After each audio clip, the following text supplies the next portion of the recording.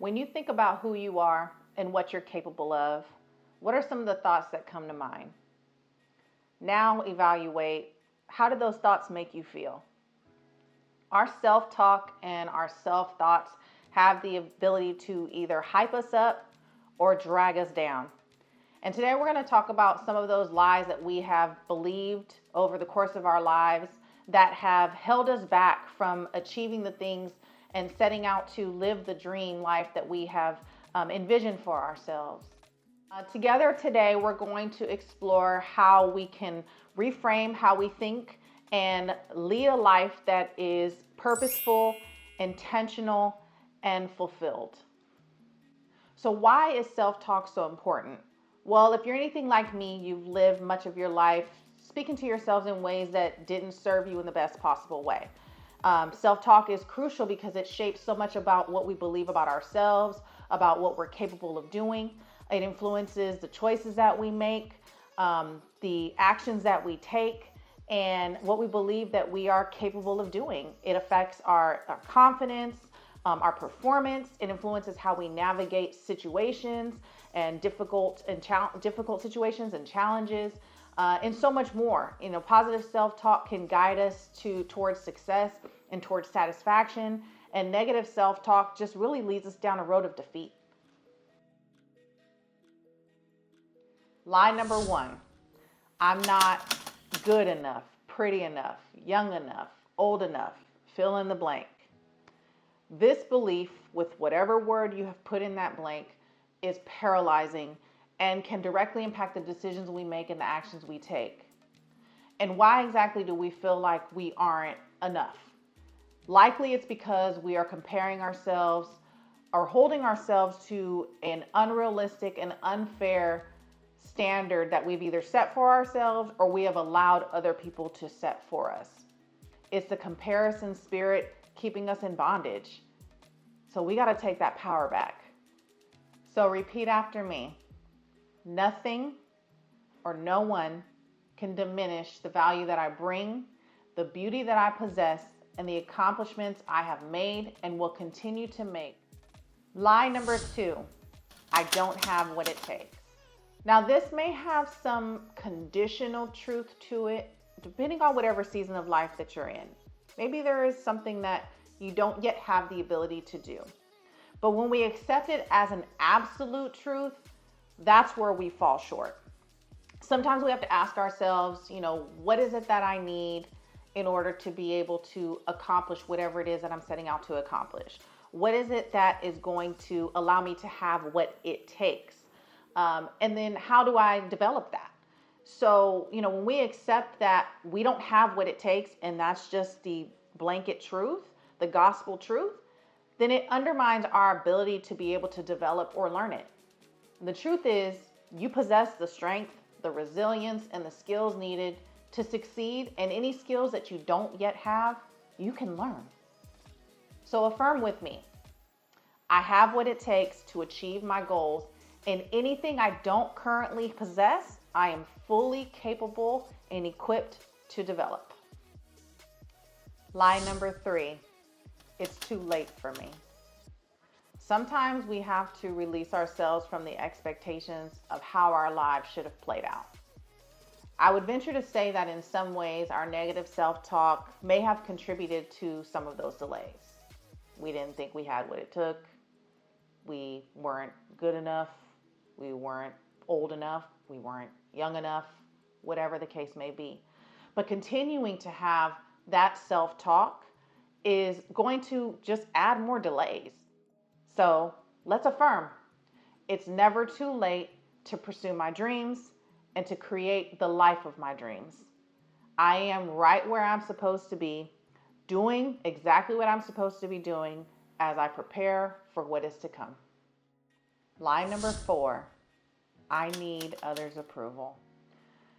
Listen, if we don't break free from this one, we will go through life constantly spinning our wheels.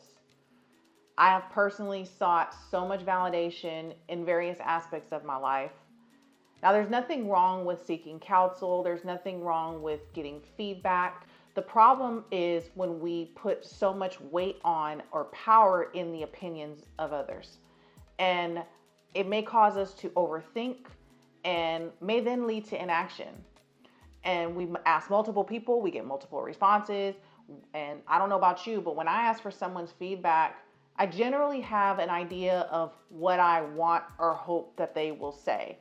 And when they don't validate what it is that I hoped that they would say, or if they didn't agree with what it was that I was thinking, then I now start to question what it was that I was thinking. I start to question the decision that I wanted to make. It's really important for us to, while we can seek the opinions of others, we can't allow it to derail us from what it is that we are believing for ourselves, what it is that we trust, we know in our gut. We got to follow our instincts. We have to trust our intuition. And so we have to make sure that we don't give more power to the approval and the opinions of others than is necessary. So say it with me.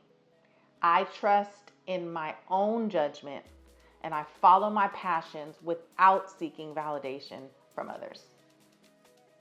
Our final lie, lie number 5, I'll never change. This is just how I am. Now this one gripped me for years. Sometimes on a micro level, it's hard for us to really see the progress that we've made.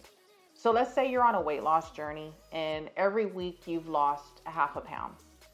In 2 weeks, you lost a pound. Now, I still think that that's worth celebrating. But in the grand scheme of things, if you are trying to lose, let's say 100 pounds and you've only lost a pound, you're not really feeling like you're tracking towards, chipping away at your goal. It's only a pound out of 100, right? But if you use making that same headway and a year has gone by, you've now lost 26 pounds. So you're a quarter of the way towards your goal. So when you look at it from a macro level and you zoom out and you look at it over the course of that whole year, you've made a lot more progress than you did just in those first 2 weeks. In addition to that, when you look at it over the course of the whole year, you've now made lasting lifestyle changes that will carry on with you beyond that first year. So again, when you are zooming out and looking at the whole timeline of your life, I would have a hard time believing that there has been no movement, that there has been no progress in various aspects of your life. Now, maybe we have not made as much progress as we would like. Maybe we have not moved as quickly as we would like. And maybe there are certain areas where there hasn't been as much movement as there has in other areas. But we can use that as proof that it is possible, right? We want to make progress. We want to grow. And so as long as we are going in that direction and we're making incremental changes, I always say that baby steps in the right direction are way better than quantum leaps in the wrong direction. So we just have to give ourselves credit for the progress that we make. No matter how small, no matter how minuscule, no matter how many other areas of our lives we would like to see that growth in, we have to give ourselves credit. We have to celebrate every win and know that we are no longer who we were and we are on track to becoming who we're going to be. So let's reframe our thinking. I can change because I already have changed and will continue to change. All right, so now that we've identified these lies, let's explore why reframing our thinking is so important. Our brains are constantly rewiring themselves based on experiences, based on thoughts and beliefs. So by challenging these lies and these negative beliefs and affirming ourselves in more positive ways, we can literally rewire our brains and ultimately change our lives. Let me know in the comments which affirmation resonated with you the most. There will be a part 2 to this video. There are more lies that I want for us to break free from. And so if there are any specific ones that you'd like covered in the next video, please include those in the comments below as well. Thank you for joining me today. Remember that you can rewrite your story.